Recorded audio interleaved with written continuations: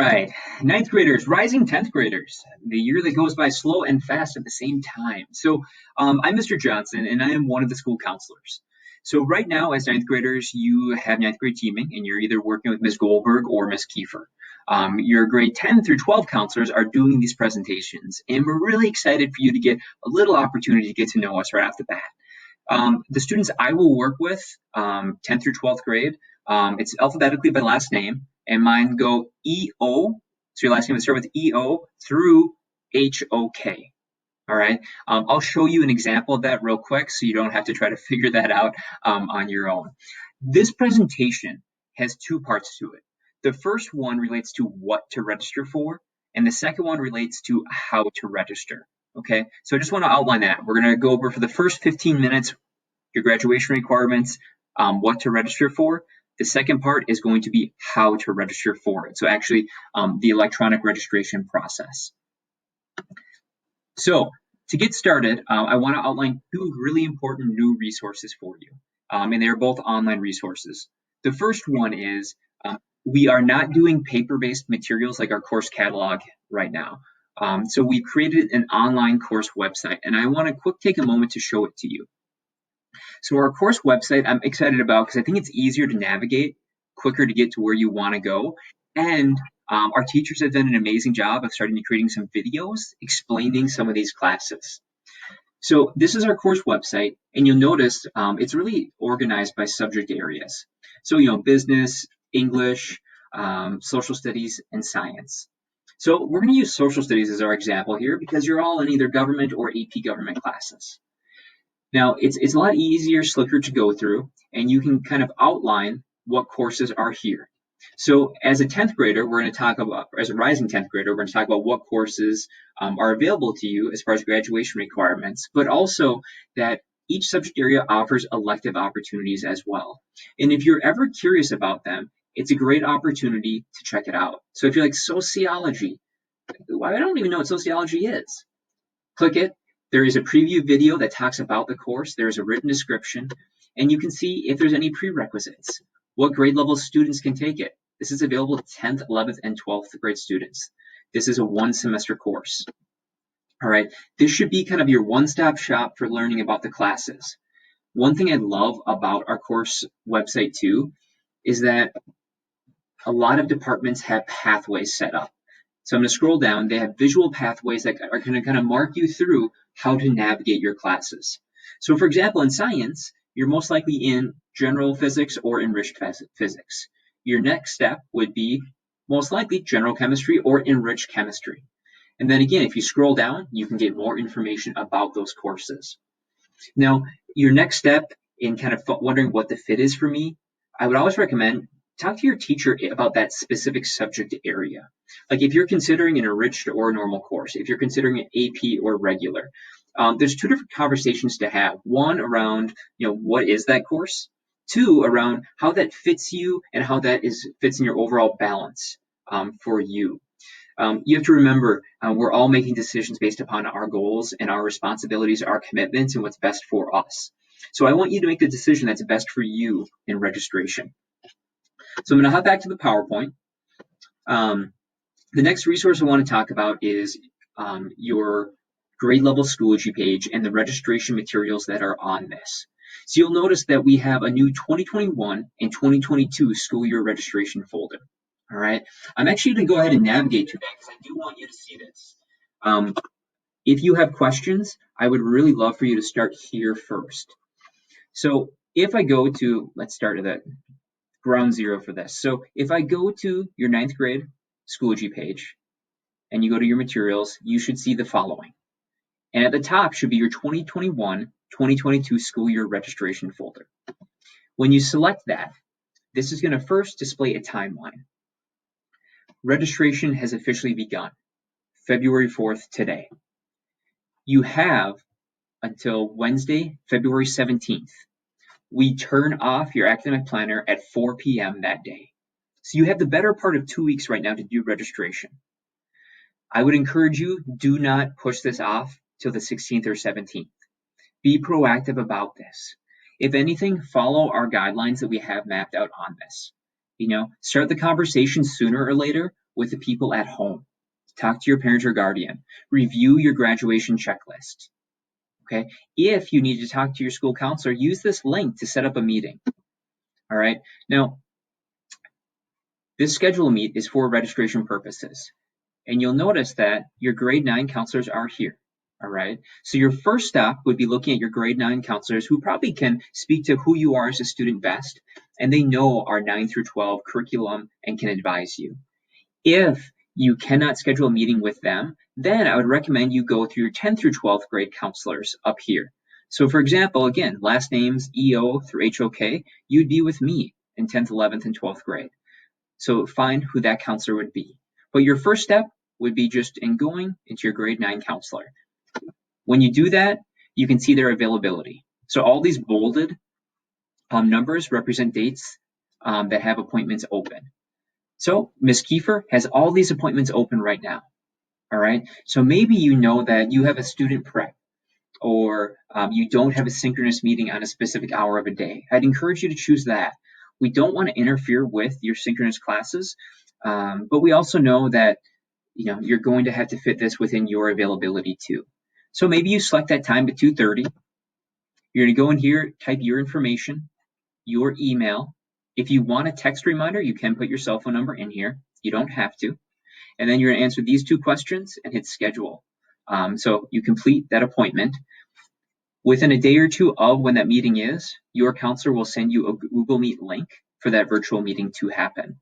So again, this is how you can reach out to your counselor to schedule a meeting. They're typically 10-minute meetings.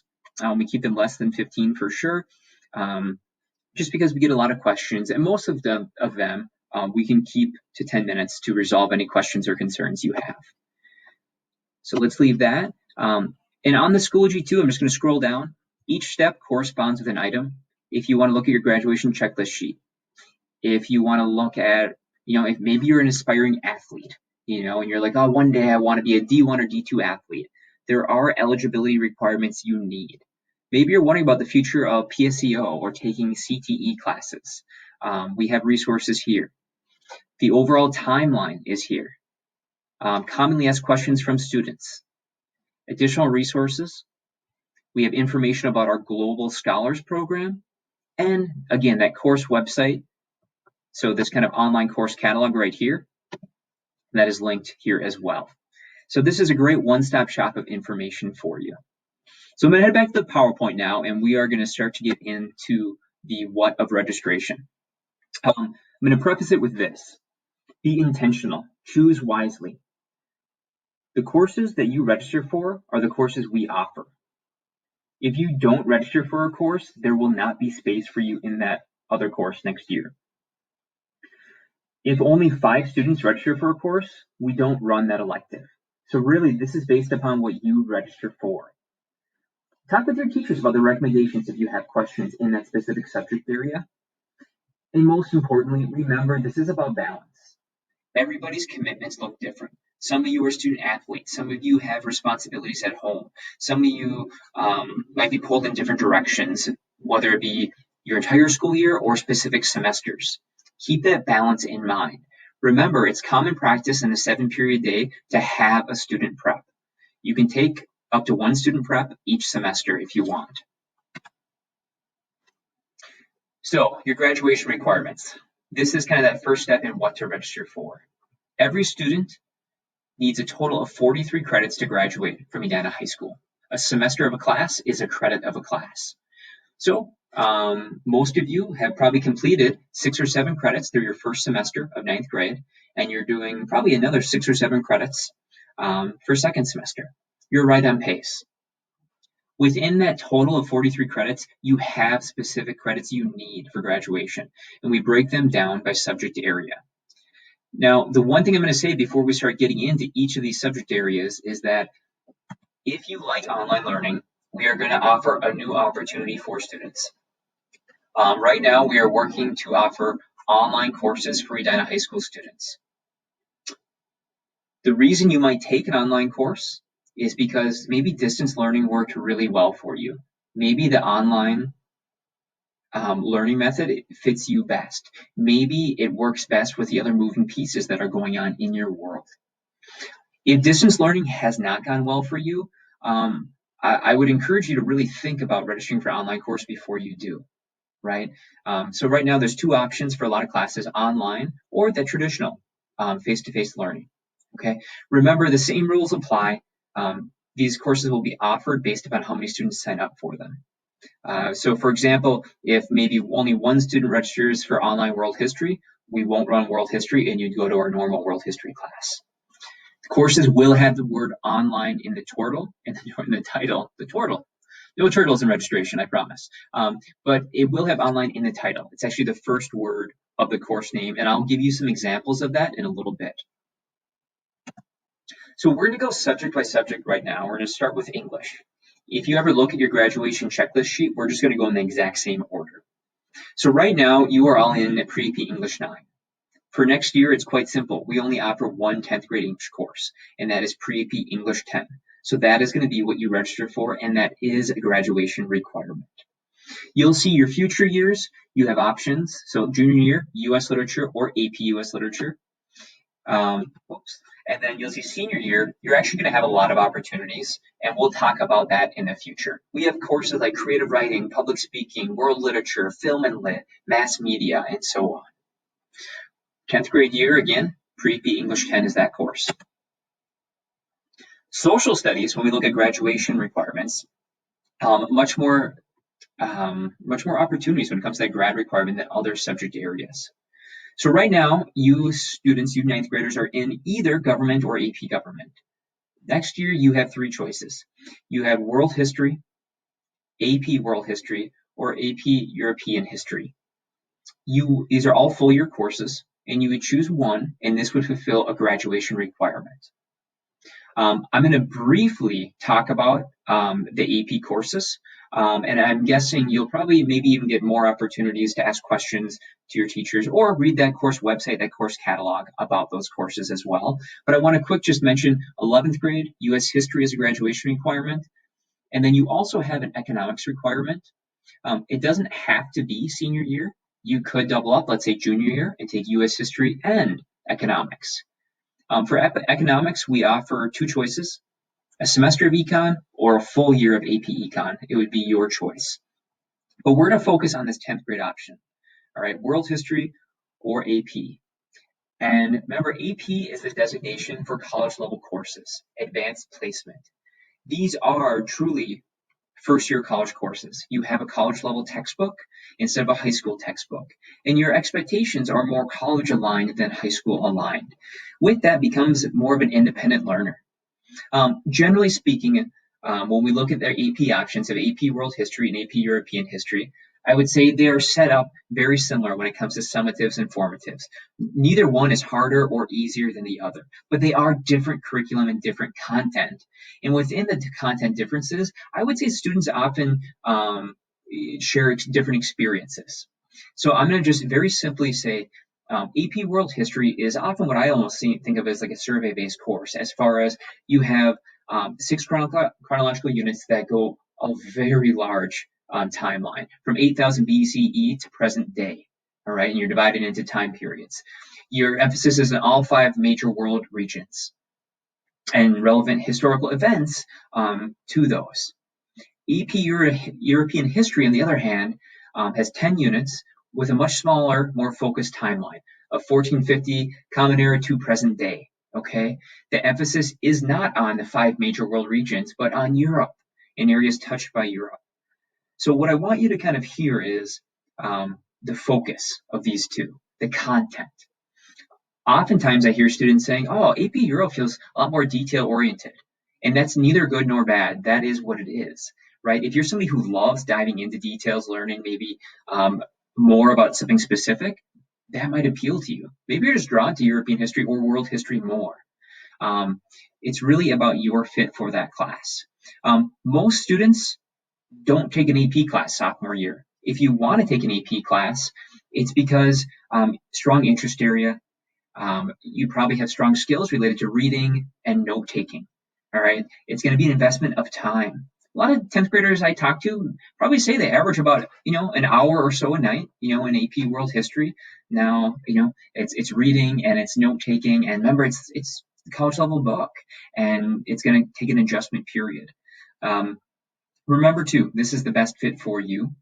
And if you have questions on, should I take normal world history? Should I take AP world history? These are questions you can ask your counselor. You can also ask your social studies teacher as well. And we can give you an idea of what we feel would be the merits or the concerns we have with you maybe going a specific direction. All right, next subject area is math. What I'm going to tell you is to consult either your math teacher or the course website. The goal is for you to continue on in your math path. Right now, you're probably in 4 or 5 different math classes if I ask all of you. You might be in intermediate algebra, you might be in geometry, you might be in algebra 2, you might be in a stats course. The goal is to take 4 years of math and to continue on your math pathway. So remember when I showed you that course website and we went through the science pathways briefly? Math does the exact same thing. So you can look at that course website. Also, I'm guessing your math teacher, if they haven't already, will probably talk to you a little bit about what to register for next when it comes to math. Science requirements. All right. So most of you are in either physics or enriched physics, which means typically most 10th graders will take chemistry or enriched chemistry. The one thing I will say about chemistry is it typically ends up being more math intensive, right? So just keep that in mind when you take chemistry that, you get into what we call stoichiometry and more math calculations. And I think you feel that more in chemistry than you do in physics, right? So refer to your science teacher, refer to the course website, when you talk about this. And remember, if you're taking an enriched course or an AP course, you have to think about them both individually and as a whole. I'm gonna talk about balance a lot because a lot of times students might overwhelm themselves and try to do too much. Your teacher is going to give you their best advice when it comes to you in that subject area. But you need to make that best decision for you overall. We don't know always what your commitments look like outside of school, which is why we ask you to have that conversation at home as well. So after chemistry, junior year, you'd be looking at bio, enriched bio, and then we also have a bunch of electives you could take senior year if you wanted. So going into the next graduation requirements, I want to remind you every student needs a health credit to graduate from Edina High School and 2 wellness credits. The first wellness credit has to be personal wellness. The second wellness credit can be any of these from the right-hand side that you see. So we have classes like soccer theory, basketball theory, girls only PE, unified PE, strength and conditioning. You could take any of these as your second wellness credit, but the prerequisite for these is that personal wellness. Now remember, some of these classes will also be offered online. Maybe that online health, that online personal wellness, online wellness class could be a good fit for you. Okay, this is the last graduation requirement we're going to talk about, and it's fine arts. Every student needs 2 fine art credits. That, band, orchestra, choir, those are fine art credits. We also offer credits like drawing and painting, ceramics, photography, digital photography. We offer courses like civil engineering and architecture and interior design. You need a total of 2 semesters of fine arts. All the courses I just mentioned would fulfill that. Please feel free to explore our course website too if you're curious about what other fine art opportunities exist. Every department offers electives in their courses, right? So each year you're at the high school, you're going to notice slowly you have more options to choose from. You'll have your 4 cores you're probably going to do every year. Maybe you have your band, your choir, your orchestra, or your world language you do. But slowly, as you check off these graduation requirements, you're going to find you have more opportunities. It's important for you to explore what they are, right? Plant those seeds so that you know in the future what might interest you. Oftentimes, electives are the best opportunity to explore your interest areas, to engage in learning in a new way. World language. It's important to note 2 things about world language, and I need you to hear them both. First, world language is not a high school graduation requirement, but world language can be a college admissions requirement. Often, colleges like to see somewhere between 2 to 4 years of the same language for admission. Now, I also want to be specific on that. If you complete a year of Spanish 2, that is the equivalent of having 2 years of a world language because you are showing proficiency through 2 years of a world language. If you finish French 4, right? You are showing 4 years proficiency in a world language. Some students might even want to take a second world language. That's amazing if you want to do that. Whenever you do more of a course subject area, that is one way of showing rigor in your schedule. Typically for world language, if you're earning below a 75%, we do encourage you to consider retaking that course, but we want you to talk to your world language teacher about what is that best next step. In general, you can probably identify yourself in your world language class in one of these levels. And if you're meeting if you're understanding you're moving forward, you're meeting proficiency in those classes, again, that might look like that 75%. I know distance learning has been really hard. It's been really hard. So if you're concerned, if you're not sure, talk to your world language teacher and let them give you some advice on what that next step could look like. There are some big benefits to taking world language, all right, both as a life skill, but as well as a college admissions lens. So if you're concerned about world language, start the conversation with that teacher. If you're still concerned, talk to your counselor. We're here to support you and help you think through this. New courses, check out the course catalog. Every year we have a couple new courses pop up. One of them is Unified Foods. We offer like Theater for All, Unified PE, which are really amazing courses. And I'd love for you to look into all of them. But check it out. You can just use the search bar on the course website. You'll hear the description on them. And sometimes you'll get those videos too that kind of talk more in depth about those courses. PSEO, so typically this would be junior or senior year, you'd be looking at PSEO programs, but remember, those are always opportunities down the road to be aware of. Some students might be even looking at CTE courses. If you're curious about those are great individual conversations to have with your counselor, as well as on our website, actually, we have a PSEO tab, and this will talk about PSEO and CTE classes. CTE are kind of the courses that we see 9th and 10th graders take, where PSEO courses are the ones that 11th and 12th graders take. So take a look at that. It's a really great resource.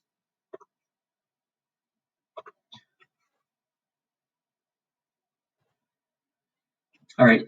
Again, if you are a potential NCAA Division I or Division II athlete, you need to make sure you're meeting eligibility requirements. We have this on our website, and we also have a video on your Schoology page that walks you through NCAA eligibility. So that is something that's your responsibility to talk to your counselor about and to follow on your own. All right, we're moving from what to register for to how to register. So this next part will probably take 6 or 7 minutes, and then after that, I will let you know when I end the recording, and then we'll open it up for Q&A. So how to register. Registration is purely online, no paper, and it is through your student portal only, through your Infinite Campus. Parent portals will not be able to do registration. This is only through your student portal. You're rising 10th graders, so this is your responsibility. So what you're going to do is you're going to log into your student portal and go to Infinite Campus, and then on the left-hand side, select your academic plan. From your academic plan, there's just going to be a quick screen that pops up. This has no implications, so you can play with the drop-down boxes if you want, but just hit next, hit proceed to go to the next page. Okay, this is where you register. So this screen you're looking at is your academic plan.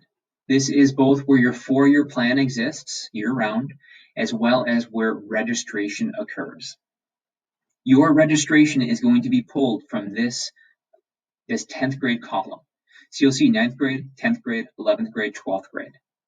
All right, registration gets pulled from this year, all right, this 10th grade year. You can always change your future years, all right? So you don't need to stress out about what it says in 11th grade or 12th grade. But you do need to have a valid 4-year plan, meaning your plan actually meets graduation requirements, okay? So that's why you would see courses in your future year. If you're only seeing one semester of a course, so for example, on your plan, if it only says semester 1 of US Lit, you do need to add semester 2. You do need to have a valid 4-year plan to save your registration. So again, our main focus today is looking at this 10th grade year, all right?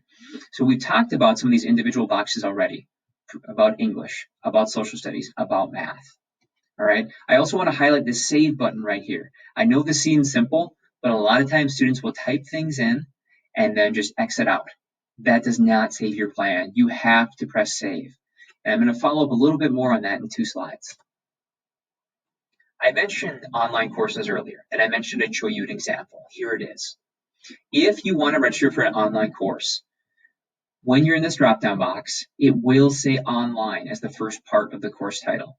So see, there are 2 different options here, online geometry or geometry. And you can choose semester by semester what you want. All right, so be intentional and double check what you are selecting when you're registering. When you're searching for courses, there's 2 ways to put courses in your plan. The first one is just to click that credit category, this box, and you can either scroll through what's available or you can just start typing. All right, so if you're looking for European history, you can start typing Euro, and all of a sudden it will sort and show you that. Then you select it. Make sure you're selecting both semesters of the full year course. The second option you have is searching through the course catalog. You just type the course in here and it will pop up. It'll give you descriptions, prerequisites, and more information if you use the course catalog. If you know what course you're going to be using, type it in. It's much more efficient and fast. If you're still in that exploring phase, the course catalog might serve you better for looking at courses through this. One of the most important parts of this process, when you hit the save button, you'll see a dialog box pop up.